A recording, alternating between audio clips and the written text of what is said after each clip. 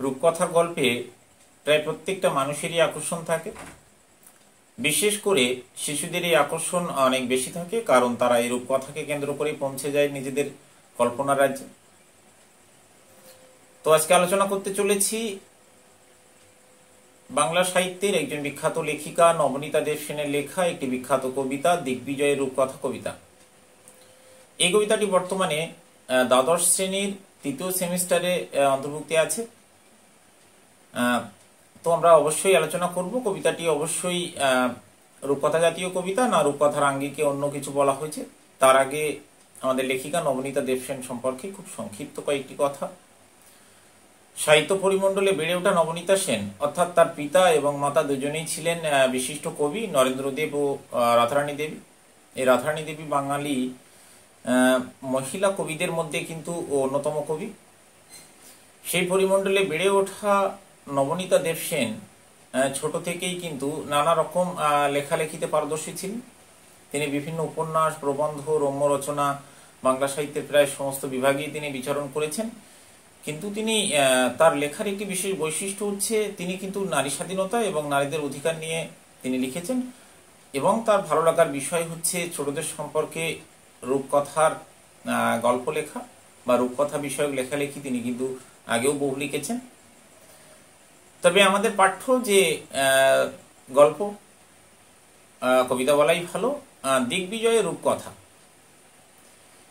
এই দিগ্বিজয়ের রূপকথায় কিন্তু তিনি দেশ বিদেশের বিভিন্ন রূপকথার যে আঙ্গিক অর্থাৎ সেই রূপকথার উপাদান তিনি কিন্তু নিয়েছেন। অর্থাৎ সেই দৈত্য দানব, সেই গা ছমছম করা পরিবেশ, সেই রাজা রানী, সেই তেপান্তরের মাঠ, সেই পক্ষীরাজ ঘোড়া, সেই পুষ্পগ্রহ, নানা রকম উপকরণ নিয়েছেন। কিন্তু সেই রূপকথার সেই নেতিবাচকতা কিন্তু তিনি এই কবিতার মধ্যে রাখেননি। এই কবিতার মধ্যে তিনি রূপকথার উপাদান নিলেও কোনো নেতিবাচকতার স্থান দেননি। সেই ভিত্তিতে কবিতাটি অবশ্যই রূপকথা জাতীয় কবিতা নয়, এটি একটি রূপক কবিতা, এবং তিনি এই কবিতার মাধ্যমে নারীদের বিশেষ অধিকার কিন্তু দেখিয়েছেন। অবশ্যই কবিতাটি আলোচনায় আসবো। তার আগে একটু জেনে নেব দিগ্বিজয়ের রূপকথা আসলে কি। সাম্রাজ্য বিস্তারের জন্য আমরা দেখেছি সেই প্রাচীনকালে সেই বিভিন্ন রাজা বা রাজপুত্ররা বা রাজকন্যাকে উদ্ধারের জন্য তারা কিন্তু দিক বিদিক দেশ বিদেশ কিন্তু জয় করে বেড়াতেন। তাহলে সাম্রাজ্য বিস্তারের জন্য রাজা বা রাজপুত্রের এই দিক বিদিক জয় করার যে কাল্পনিক প্রাচীন উপাখ্যান তাকেই কিন্তু বলা হয় দিগ্বিজয়ের রূপকথা। এবার কবিতাটির উৎস সম্পর্কে একটু আলোচনা করব। কবিতাটি লেখা হয়েছিল 1973 খ্রিস্টাব্দে, এবং রক্তে আমি রাজপুত্র এই কাব্যগ্রন্থে কিন্তু কবিতাটি স্থান পায়। পরবর্তীকালে কবিতাটি নবনীতা দেব সেনের শ্রেষ্ঠ কবিতা কাব্যগ্রন্থে কিন্তু কবিতাটি স্থান পায়। অবশ্যই কবিতাটির লাইন ধরে আলোচনায় আসবো। তার আগে যারা চ্যানেলটা এখনো সাবস্ক্রাইব করোনি অবশ্যই চ্যানেলটি সাবস্ক্রাইব করে পাশে থাকা বেল আইকন প্রেস করবে। আর যদি ভিডিও ভালো লাগে অবশ্যই লাইক করে বন্ধুদের মধ্যে শেয়ার করবে। দ্বাদশ শ্রেণীর তৃতীয় সেমিস্টারের প্রত্যেকটি বিষয় এবং প্রশ্নপত্র নিয়ে কিন্তু আমি অবশ্যই আসবো। তো সরাসরি চলে যাচ্ছি কবিতার আলোচনায়। রক্তে আমি রাজপুত্র, হলেনি বা দুঃখিনী জননী, দিগ্বিজয়ে যেতে হবে। দৌরানি দিলেন সাজিয়ে, কবচ কুণ্ডল নেই, ধনুক তুনি শিরস্ত্রাণ কিছুই ছিল না, শুধু আশীর্বাদী দুটি সরঞ্জাম।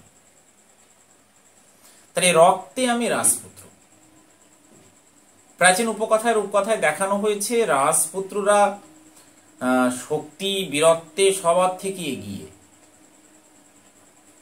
তো কবিতায় দেখানো হয়েছে, কবিতার লেখক অবশ্যই কবি নবনীতা দেব সেন, তিনি বলছেন রক্তে আমি রাজপুত্র। সুতরাং এখানে কোনো লিঙ্গভেদের ঊর্ধ্বে, অর্থাৎ এই রাজপুত্র ছেলেও হতে পারে অথবা মেয়েও হতে পারে। কোনো উল্লেখ করেনি রক্তে আমি রাজপুত্র, অর্থাৎ শৌর্য, বীর্য, শক্তি প্রত্যেকটির প্রতীক হচ্ছে রাজপুত্র। কারণ প্রাচীন রূপকথায় দেখানো হয়েছে রাজকন্যারা কিন্তু অনেকটাই নমনীয়। তারা কিন্তু দেখা যাচ্ছে বিভিন্ন রাক্ষসের হাতে বন্দী হয়ে আছে, অন্য রাজারা তাকে হরণ করে নিয়ে যাচ্ছে, সেই রাজপুত্র উদ্ধার করতে যাচ্ছে। সুতরাং রাজপুত্র হতে গেলে শৌর্য এবং বীর্যের এবং অবশ্যই শক্তি এবং সামর্থ্য থাকতে হবে। সেই হিসাবেই আমরা দেখে এসেছি, আমরা জানি। কিন্তু আমাদের লেখিকা বলছেন রক্তে আমি রাজপুত্র। দেখি কবিতা এগুই। হলেনি বা দুঃখিনী জননী, দিগ্বিজয়ে যেতে হবে। এই দিগ্বিজয়ে যেতে হবে, দিক বিদিক জয়ে যেতে হবে। সাম্রাজ্য বিস্তারের জন্য হতে পারে, শক্তি সামর্থ্য প্রদর্শনের জন্য হতে পারে, রাজকন্যা বা রাজমাতা তাদের উদ্ধারের জন্য হতে হবে। দিক বিদিক কিন্তু যেতে হবে। দুরানী দিলেন সাজিয়ে। আমরা প্রাচীন গল্পে দেখতে পেয়েছি, প্রাচীন রূপকথা জাতীয় গল্পে দুটি রানী পেয়েছি, সুয়োরানী এবং দুয়োরানী। সুয়োরানী হচ্ছেন রাজার প্রিয় রানী, আর দুয়োরানী হচ্ছেন রাজার অপ্রিয় রানী। এই সুয়োরানী কিন্তু ষড়যন্ত্র করে দুয়োরানীকে রাজপ্রাসাদ থেকে বের করে দিতেন। তাকে তার স্থান হতো বাড়ির বাইরে কোনো কুঁড়ে ঘর বা অথবা জঙ্গলে, এবং নানা রকম ভাবে কিন্তু কষ্ট দিতেন। সমস্ত রকম সুখ স্বাচ্ছন্দ্য ভোগ করতেন এই সুয়োরানী। এবং এই দুয়োরানীর কিন্তু একটি সন্তান থাকতো, তার শক্তি সামর্থ্য বিরক্ত আছে। সে কিন্তু দেখা যায়, আমরা প্রাচীন উপকথার গল্পে আমরা দেখতে পাই যে এই রাজা যখন বিপদে পড়ছেন, এই দুয়োরানীর সন্তান কিন্তু রাজাকে উদ্ধার করে আনছেন, এবং শেষে কিন্তু তার মাকে অর্থাৎ এই দুয়োরানীকে সমস্ত রকম কিন্তু সুখ সুবিধা স্বাচ্ছন্দ্য তার অধিকার কিন্তু ফিরিয়ে দিয়েছেন। এমন প্রাচীন উপকথার গল্পে কিন্তু আমরা দেখতে পাই। আর কবচ কুণ্ডল নেই। কবচ কুণ্ডল কি? কবচ কুণ্ডল কথাটি আমরা সেই রামায়ণ থেকে দেখতে পাই। কর্ণের পিতা অর্থাৎ সূর্যদেব কর্ণকে জন্মের সময় কিন্তু দুটি জিনিস উপহার দিয়েছিলেন, অর্থাৎ কর্ণ জন্মের সময় কবচ এবং কুণ্ডল নিয়ে কিন্তু জন্মগ্রহণ করেছিলেন। এখন প্রশ্ন হলো কবচ কি? কবচ হলো একটি মন্ত্রপুত মাদুলি, যা কর্ণের কাছে সারাক্ষণই থাকতো, যেটা তাকে সমস্ত বিপদ থেকে রক্ষা করত। এই সমস্ত বুক কিন্তু তাকে রক্ষা করত। আর কবচ শব্দের অর্থ এক ধরনের আবরণ, যা বহিঃশত্রুর আক্রমণ থেকে মুক্ত করবে, আমাদের সমস্ত বুকে বর্ম হিসাবে কাজ করবে।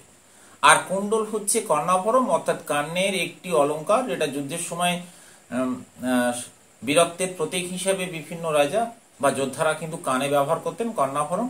তাহলে এই কবচ এবং কুণ্ডল যুদ্ধের সময় ব্যবহৃত হয়, এক ধরনের অলংকার বা যুদ্ধসজ্জা বলতে পারি, যা বীরত্বের প্রতীক। আর ধনুক নেই, তুনির নেই। তুনির হচ্ছে ধনুর বাণ রাখার যে স্থান পিঠের দিকে থাকে, সেটাকে বলা হয় তুনির। আর শিরস্ত্রাণ নেই। শিরস্ত্রাণ হচ্ছে মাথার এক ধরনের আবরণ, যা মাথাকে যুদ্ধের সময় রক্ষা করে। কিছুই ছিল না। তাহলে আমরা দেখলাম দুয়োরানীর সন্তান দিগ্বিজয়ে যাবেন, কিন্তু তার যেহেতু দুঃখিনীর সন্তান দিগ্বিজয়ে যাবেন, তার কিন্তু যুদ্ধ সাজিয়ে দিলেন ঠিকই, কিন্তু কবচ কুণ্ডল তার কাছে নেই, ধনুক নেই, তুনির নেই, শিরস্ত্রাণ নেই, কিছুই নেই। হ্যাঁ, কি আছে তার কাছে? শুধু আশীর্বাদী দুটি সরঞ্জাম। দেখা যাক। এক, এই জাদু অশ্ব। মরুপথে সেই হয় উট, আকাশপথে পুষ্পক, আর সপ্তডিঙা সাজে সিন্ধু জলে। তেপান্তরে পক্ষীরাজ, নাম রেখেছি বিশ্বাস। তাহলে দুয়োরানীর সন্তান দিগ্বিজয়ে যেতে চাইছে, দুয়োরানী তাকে সাজিয়ে দিলেন, মা হিসেবে সন্তানকে সাজিয়ে দিলেন। তার কাছে কোন রকম যুদ্ধ সজ্জা নেই, তার কাছে কবচ কুণ্ডল ধনুক তুনি শিরস্ত্রাণ কিছুই নেই, এবং দুটি আশীর্বাদী সরঞ্জাম দিয়ে কিন্তু তাকে সাজিয়ে দিলেন দুয়োরানী। কি? প্রথম হচ্ছে এই জাদু অশ্ব। জাদু অশ্ব কি? জাদু অশ্ব হচ্ছে ঐন্দ্রজালিক অশ্ব, অর্থাৎ জাদু বা মন্ত্রপুত অশ্ব, সেই অশ্ব বিভিন্ন পরিস্থিতিতে কিন্তু বিভিন্ন রকম রূপ ধারণ করতে পারে। সেই ধরনের একটি অশ্ব দিলেন। এই অশ্বটা কি হয়? মরুপথে হয় উট, অর্থাৎ তপ্ত বালুপথে বা মরুভূমিতে যাওয়ার জন্যে উটই হচ্ছে একমাত্র বাহন। এবং এই জাদু অশ্ব মরুভূমিতে কিন্তু উটের আকার ধারণ করতে পারে। আবার আকাশপথে এই জাদু অশ্ব হয়ে যায় পুষ্পক রথ। পুষ্পক রথ কি? আমরা রামায়ণে দেখেছি, সেই কনকলঙ্কা সন্ন্যার স্রষ্টা অর্থাৎ কুবের। হ্যাঁ, এই প্রসঙ্গে একটু কথা মনে করিয়ে দিই। এই কুবেরের সৃষ্ট স্থান কিন্তু লঙ্কা, যেটা রাবণ কিন্তু ছিনিয়ে নিয়েছিল। এই রাবণের বৈমাত্রীয় ভাই হচ্ছে ভগবান কুবের। এই কুবেরের থেকে কিন্তু ছিনিয়ে নিয়েছিল লঙ্কা। এবং এই পুষ্পক রথ যে আমরা রামায়ণে দেখতে পাই, এই পুষ্পক রথ হচ্ছে আকাশ পথে বিচরণ করতে পারে। প্রয়োজনে আকার বড় ছোট হতে পারে এবং আকাশপথ বিভিন্ন এবং স্থলপথ সমস্ত জায়গায় এই রথ কিন্তু বিচরণ করতে পারে। সেই রথ কিন্তু কেড়ে নিয়েছিল রাবণ। এবং যে রথে করে রাবণের হত্যার পর রাম, সীতা, লক্ষ্মণ এবং বিভীষণ যে অযোধ্যায় পৌঁছেছিলেন এবং যে রথের বর্ণনা আছে দেখতে পাই আমরা রামায়ণে, এই রথের বর্ণনা আছে। এই ধরনের জাদু অশ্ব অর্থাৎ দুয়োরানীর সন্তানকে দুয়োরানী যে আশীর্বাদী সরঞ্জাম দিয়েছিলেন, যে জাদু অশ্ব দিয়েছিলেন, সে কিন্তু আকাশপথে পুষ্পক রথ হয়ে যায়। আর হয়ে যায় কি? সপ্তডিঙা সাজে সিন্ধু জলে। আর জলপথে সে কিন্তু হয়ে যায় সপ্তডিঙা, অর্থাৎ 7টি ডিঙা বা নৌকা বা জাহাজের সমষ্টি। বর্তমানে এই ধরনের সপ্তডিঙা কিন্তু বর্তমানেও দেখা যায়।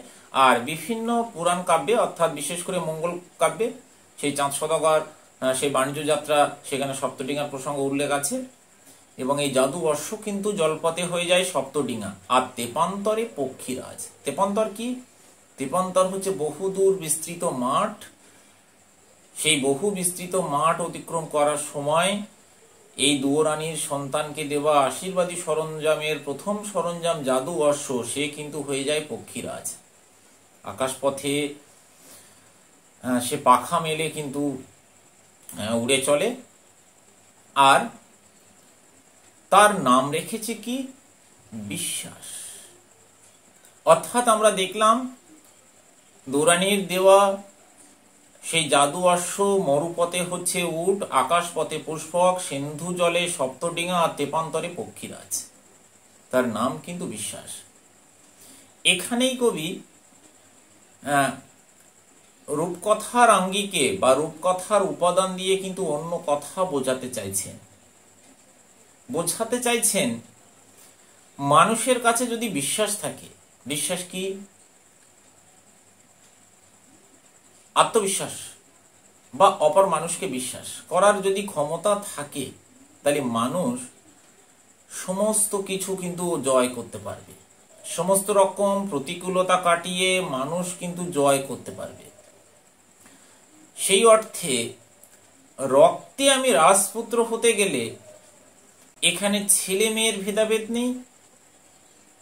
এখানে রাজপুত্র বা রাজবংশের কোনো সন্তান হতে হবে এমনটা নয়। আমরা সবাই রাজপুত্র। আমাদের মধ্যে যদি সেই বিশ্বাস থাকে, সেই কাজ করার ক্ষমতা থাকে, তাহলে আমরা সবাই কিন্তু অসাধ্য সাধন করতে পারবো। তাহলে এই রূপকথার উপকরণের মধ্য দিয়ে আমাদের সবার মানসিক পরিবর্তন ঘটাতে চাইছেন লেখিকা। অর্থাৎ যদি বিশ্বাস আমাদের জন্মায়, যদি কর্মের প্রতি ভালোবাসা থাকে, কাজের প্রতি বিশ্বাস থাকে, তাহলে কিন্তু আমরা জয় করতে পারবো। অর্থাৎ আমরা সবাই রাজপুত্র, তাই সে ছেলে হোক বা মেয়ে। যেমন দেখলাম সেই দুয়োরানীর সন্তান, যাকে তার মা সাজিয়ে দিয়েছে দুটি আশীর্বাদী সরঞ্জাম দিয়ে দিগ্বিজয়ে যাওয়ার জন্য। সেখানে মরুপথে তার সেই জাদু অশ্ব হয়ে গেছে উট, আকাশপথে পুষ্পক, সিন্ধু জলে সপ্তডিঙা, তেপান্তরে পক্ষীরাজ। তাহলে যেখানে যেমন আকার ধারণ করবে যেখানে যেমনটা দরকার হবে তেমন কিন্তু আকার ধারণ করেছে তার সেই আশীর্বাদী সরঞ্জামের প্রথমটি। তাহলে আমরা প্রত্যেকেই বিশ্বাসকে পাথেয় করে সমস্ত প্রতিকূলতাকে কিন্তু অতিক্রম করার সাহস কিন্তু অবশ্যই পেতে পারি যদি আমরা বিশ্বাস করি। আর দ্বিতীয় সরঞ্জাম কি? এই হৃদয়ের খাপে ভরা মন্ত্রপুত অসি শানিত ইস্পাত খণ্ড অভঙ্গুর। তার মায়ের দ্বিতীয় আশীর্বাদী সরঞ্জাম, প্রথমটি হচ্ছে বিশ্বাস দেখেছিলাম, জাদু অশ্ব। এবার হৃদয়ের খাপে ভরা মন্ত্রপুত অসি। অসি মানে অবশ্যই তরবারি, অবশ্যই এটা মন্ত্রপুত, মন্ত্র দ্বারা শুদ্ধ করা, এবং অবশ্যই শক্তিশালী একটি অসি, এবং শানিত ইস্পাত খণ্ড, ধারালো কিন্তু ইস্পাত খণ্ড, এবং এটিও অভঙ্গুর, এটা কিন্তু কোনো অবস্থাতেই ভাঙবে না। তার নাম ভালোবাসা। ভালোবাসা কিন্তু হৃদয়ের বিষয়, ভালোবাসা অন্তরের বিষয়। তাই যেমন একটি তরবারি হৃদয়ের খাপে ভরা থাকে, ভালোবাসাও কিন্তু আমাদের অন্তরের ভরা থাকে। তাহলে আমরা দেখলাম এই জাদু অশ্ব যার নাম বিশ্বাস, আর দ্বিতীয় আশীর্বাদী সরঞ্জাম যার নাম কিন্তু ভালোবাসা। ভালোবাসা কখনো ভাঙে না, ভালোবাসা কখনো কমে যায় না, বা ভালোবাসা নষ্ট হয়ে যায় না। তাহলে দুটি জিনিস, একটি হচ্ছে বিশ্বাস যা দিয়ে সমস্ত প্রতিকূলতাকে জয় করা সম্ভব, এবং দুয়োরানীর সন্তানকে সাজিয়ে দিলেন এবং সেও কিন্তু সমস্ত প্রতিকূলতাকে অবলম্বন করে এগিয়ে যাবে। আমরা প্রত্যেকেই কিন্তু এই বিশ্বাসকে অবলম্বন করে এগিয়ে যেতে পারি এবং সমস্ত প্রতিকূলতা কাটিয়ে কিন্তু আমরা সামনের দিকে অগ্রসর হতে পারি। আর দ্বিতীয় হচ্ছে ভালোবাসা। এই ভালোবাসা দিয়ে কিন্তু আমাদের সামনে যত বড়ই প্রতিপক্ষ থাকুক না কেন আমরা কিন্তু জয় করতে পারি। তাহলে প্রতিকূলতা এবং প্রতিপক্ষকে কাটিয়েই দুটো জিনিসের সাহায্যে বিশ্বাস এবং ভালোবাসাকে পাথেয় করে আমরা কিন্তু জীবনের সমস্ত রকম সফলতা কিন্তু অর্জন করতে পারি। এবং রূপকের আঙ্গিকে লেখিকা কিন্তু রূপকথার উপাদান সংগ্রহ করে এই কথা বোঝাতে চাইছে। এবার দেখা যাক কবিতার শেষের লাইনে, নিশ্চিত পৌঁছবো সেই তৃষ্ণাহর খরজুরের দ্বীপে। খরজুর হচ্ছে খেজুরের দ্বীপ। খেজুরের দ্বীপ কোথায় পাওয়া যায়? অর্থাৎ মরুভূমিতে। সেই মরুভূমির মাঝখানে যখন দিশেহারা পথিক ক্লান্ত তৃষ্ণার্ত হয়ে যখন মরুদ্যান দেখেন এবং দেখেন সেখানে খেজুরে পরিপূর্ণ, তখন কিন্তু সে জীবনের আশ্বাস খুঁজে পায়, তৃষ্ণা তার হরণ হয়ে যায়।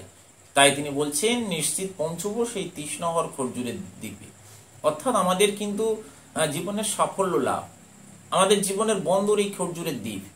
তাহলে সমস্ত বাধা অতিক্রম করে, সমস্ত রকম প্রতিকূলতাকে কাটিয়ে, সমস্ত রকম প্রতিপক্ষকে সরিয়ে আমরা কিন্তু সাফল্যের দিকে অগ্রসর হই এবং সেখানে এসে পৌঁছেই আমাদের কিন্তু জীবনের সমস্ত সাফল্য খুঁজে পাই।